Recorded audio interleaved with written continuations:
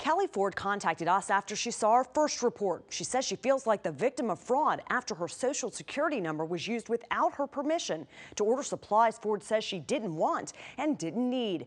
But investigators have done nothing to collect that lost money, and you're paying for it. That is so pretty. You'd hardly know if you met Kelly Ford that this active 40-year-old mother was born with bone cancer, except for one thing. And when I was 3 months old, they took my leg off.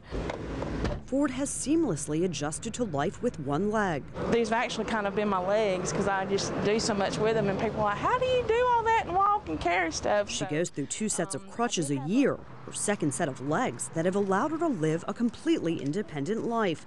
But after years of putting pressure on her one good knee, Ford needed surgery. My husband went to get me a wheelchair that day so that I'd have some way of moving around when I got home.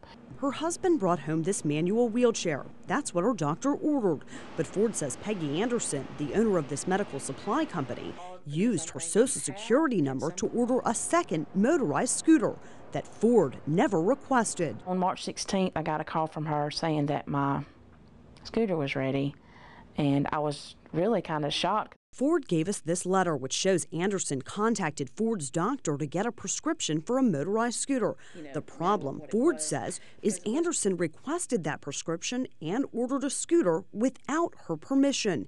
D&D then charged Medicare another $4,000 for the scooter using Ford's Social Security number. I said, well, I'm sorry. I said, I'm not going to take it because I never gave you permission.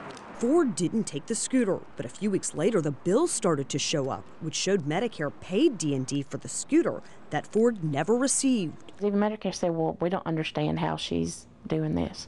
Medicare is only supposed to pay for one mobility device, but for some reason they paid D&D Medical Supplies $9,000 for both a wheelchair and the scooter. The money Medicare paid D&D for the missing scooter was paid for by you out of your taxes.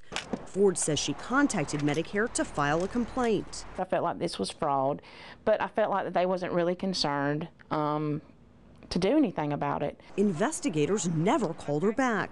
My name's Wendy SALTZMAN with CBS Atlanta News. Can you open the door, please? When we went to D&D Medical Supply to get their response, the owner locked the door and called the police. Go ahead and turn it off. We're not going to show off the camera. We're on public property right now.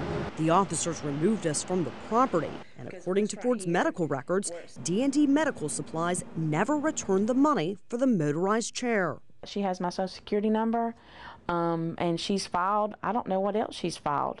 We contacted the Centers for Medicaid and Medicare Services multiple times to find out the status of Ford's complaint, but they refused to answer our questions. Instead, they referred my inquiry to another agency, the Office of the Inspector General. To date, neither agency has responded. I'm Wendy Saltzman, CBS Atlanta News.